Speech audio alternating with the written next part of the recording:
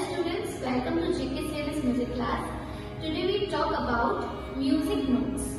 How many notes are there in music and what is their use? So let's start.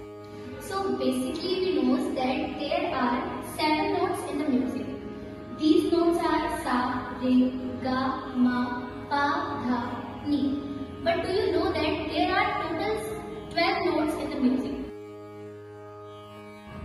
Indian music में 12 स्वर को 3 प्रकार में divide किया हुआ है। पहला शुद्ध स्वर, दूसरा कोमल स्वर और तीसरा तीव्र स्वर, जिन्हें हम इंग्लिश में बोलते हैं natural notes, flat notes and sharp notes. 12 notes इन्हीं 3 प्रकार के अंदर आते हैं। अब शुद्ध स्वर में कौन से नोट्स आते हैं आइए आपको बताते हैं। जैसे कि मैंने आपको बताया कि 12 स्वर को 3 प्रकार में डिवाइड किया हुआ है, जिसमें पहला है नेचुरल नोट्स। नेचुरल नोट्स में आता है हमारा सा, रे, गा, मा, पा, धा, नी। वही जो कोमल स्वर है, जिन्हें हम फ्लैट नोट्स बोलते हैं इंग्लिश में, उसमें आते हैं रे, गा, धा, नी। और तीव्र स्वर जिसको शार्प नोट बोलते हैं, उसमें आता है सिंगल मा। तो ये टोटल स्वर हो गए हमारे 12।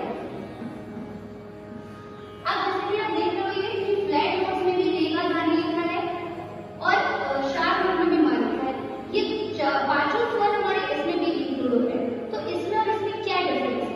डिफरेंस जब हम नोटेशन लिखते हैं किसी भी गीत की या किसी भी गाने की, हम नोटेशन रिटन में लिखते हैं, तो जब हम कोमल स्वर का यूज करते हैं तो उनको डिफरेंट तरीके से लिखने के लिए हम रे के नीचे इस तरीके से मान लगा देते हैं। जो कोमल स्वर है उसको हम इस तरीके से लिखते हैं, और जब हम शार्प नोट मा को लिखते हैं तो उसके ऊपर हम इस तरीके से एक साइन बना देते हैं। तो ये इसका साइन और ये इसका साइन। वही जब हम नेचुरल नोट्स को यूज करते हैं तो उसमें कोई भी साइन नहीं होता, तो ये इनका एक आइडेंटिफिकेशन पार्ट बन जाता है। जब कोई भी गीत हम गाते हैं तो उसमें यही सारे नोट्स जो है यूज होते हैं। मान लीजिए कोई गाना ऐसा है जिसमें ये 7 नोट्स जो नेचुरल नोट्स है, इनके अलावा फ्लैट नोट्स और शार्प नोट का भी यूज किया जा रहा है। बट अगर आपको नहीं पता कि वो कौन कौन से स्वर है तो आप उनका यूज नहीं कर पाएंगे। तो इसीलिए हमें 12 नोट्स के बारे में पता होना चाहिए, ताकि कोई भी गीत है चाहे उसमें हमारे नेचुरल नोट्स लग रहे हैं या फिर फ्लैट नोट्स लग रहे हैं या तीव्र यानी कि शार्प नोट लग रहा है, तो हम जब उसके बारे में पता होगा तभी हम उस नोट्स को ठीक से गा पाएंगे। अब दूसरी चीज डिफरेंसेस की ये रही कि ये जो सारे और आधा नहीं है, इसका जो साउंड है उसका साउंड फ्लैट नोट से डिफरेंट है।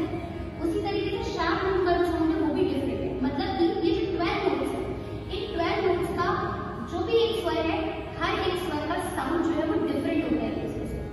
एज एग्जाम्पल हम मान सकते हैं 7-8 स्टूडेंट्स का ग्रुप है और सभी बच्चे बैठे हैं, सबकी आवाज एक दूसरे से डिफरेंट होती है।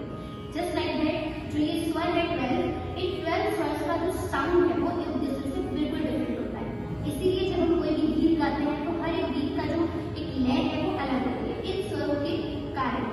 तो चलिए अब हम आपको 12 स्वर्स के साउंड सुनाते हैं। जैसे हमने बताया आपको कि 12 स्वर का हर एक साउंड डिफरेंट है, तो वो डिफरेंट कैसे है? सबसे पहले हम नेचुरल नोट्स का साउंड सुनते हैं। सा, रे, गा, मा, पा, धा, नी, सा। अब हम कोमल स्वरों के जो है नोट्स के साउंड सुनते हैं। रे, गा, धा, नी। अब जो एक लास्ट है शार्प नोट, उसका साउंड होता है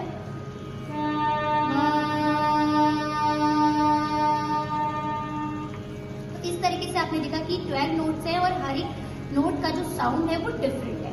तो आप जब इस साउंड को अच्छे तरीके से समझ लेंगे तब आप किसी भी तरीके का गाना अच्छे से गा सकते हैं।